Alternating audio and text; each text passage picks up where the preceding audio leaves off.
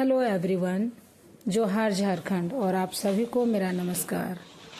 आज मैं आप लोगों के साथ अपने जेटेड जर्नी को किस तरह से कर रही हूँ उसको शेयर करने जा रही हूँ और मैं किन विषयों पर फोकस कर रही हूँ, कैसे पढ़ाई कर रही हूँ, मेरी क्या स्ट्रेटेजी है, क्या रणनीति है कि मैं जेटेड को पहली बार में क्वालिफाई कर सकूं। इस बारे में हम लोग बात करेंगे कि कैसे क्या तैयारी है और किस तरह से किस लेवल का पढ़ना है।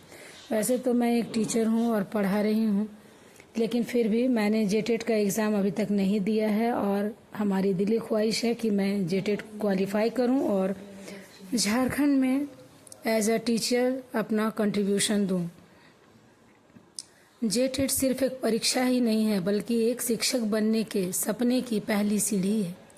इसलिए मैं आप लोगों को टोटल जो स्ट्रेटेजी मेरी है सीडीपी को लेकर, हिंदी, इंग्लिश, पेडागोजी या एसएसटी को लेकर, उसे मैं आप लोगों के साथ डिटेल में डिस्कस करूंगी।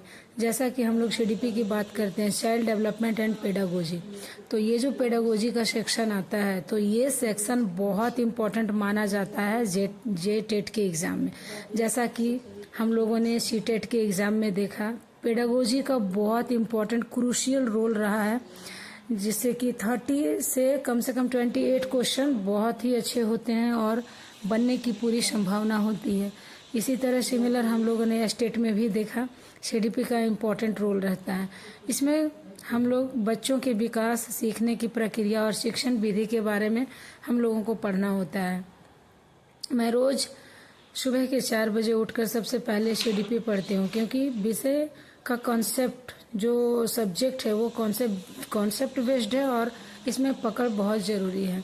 इसमें जो ध्यान देने वाले इम्पोर्टेंट टॉपिक्स हैं जो कि सिलेबस में ऑलरेडी मेंशन है, जैसे पियाजे का सिद्धांत है, वाइगोत्स्की का सिद्धांत है, कोहलबर्ग का नैतिक विकास का सिद्धांत है, इंक्लूसिव एजुकेशन इसमें इंक्लूड है, लर्निंग डिसेबिलिटी इंक्लूड है, इंटेलिजेंस एंड क्रिएटिविटी इंक्लूड है। तो मेरी कोशिश रहती है कि सिर्फ रटना ही नहीं बल्कि सारे थ्योरीज को समझूं और सारे चीज़ों पर अपना कमांड बनाऊं, क्योंकि कहा जाता है कि जो विद्यार्थी कठिन परिश्रम करता है वही कल सफलता की कहानी लिखता है। भले ही मैं टीचर हूं, लेकिन मैं भी एक सिस्टमेटिक वे पे मैं तैयारी कर रही हूं ताकि मैं फर्स्ट टाइम में इसको क्रैक कर जाऊं। ऐसे भी कहा जाता है कि सपने वो नहीं जो सोते समय आते हैं, सपने तो वो हैं जो आपको सोने नहीं देते हैं। खैर, जैसे कि सबसे स्कोरिंग सब्जेक्ट की बात करूं तो हिंदी भी इम्पोर्टेंट रोल प्ले करता है, क्योंकि हिंदी में आपके जो व्याकरण होते हैं वो मोस्ट इम्पॉर्टेंट पार्ट होते हैं। कहीं से भी समास पूछ लेता है, संधि पूछ लेता है, पर्यायवाची पूछ लेता है, विलोम पूछ लेता है और मुहावरे और लोकोक्तियों की तो बात ही नहीं है। ये तो सबसे मतलब वो जो एग्जाम क्वेश्चन सेटर होता है उनका तो पहला पसंदीदा चीज होता है। तो इसमें व्याकरण है, संधि, समास, पर्यायवाची, विलोम शब्द, मुहावरे, इन सबको मैंने बकायदा नोट्स बनाया है और अभी ये रिवीजन का पीरियड चल रहा है। जैसा कि डेट दिया गया है कि अगले महीने की तारीख एग्ज़ाम होने वाली है, तो उस हिसाब से नोट्स बनने का समय अब ख़त्म हो गया है। अब जो भी नोट्स बन पड़े हैं उन्हीं को रिवीजन करना है और रिवीजन कर करके उन्हीं की प्रैक्टिस कर रही हूँ, क्योंकि कहा जाता है कि धीरे धीरे ही सही लेकिन रोज़ आगे बढ़ना ज़रूरी है, क्योंकि बूंद बूंद से घड़ा भरता है और पेज पेज से सिलेक्शन होता है, आपका चयन होता है।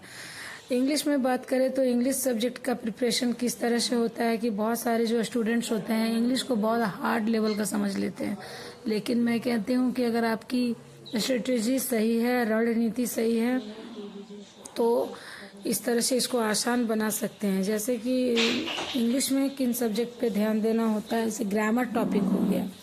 ग्रामर में टेंस है, वॉइस है, नरेशन है, कम्प्रिहेंसिव है एंड वोकेबलरी है। तो कम से कम 10 नए वर्ड मैं रोज़ कोशिश करती हूँ। ऐसे तो मेरा सब्जेक्ट रहा है, लेकिन फिर भी मैं नए 10 वर्ड्स इसमें रोज़ पढ़ती हूँ, इसलिए कि कहीं से भी अगर सवाल आए तो किसी भी तरह से छूट न जाए। तो साथ ही छोटे इंग्लिश पैसेज भी करती हूँ, क्योंकि कहा जाता है ना, किस्मत अवसर देती है किंतु सफलता तो मेहनत से ही मिलती है।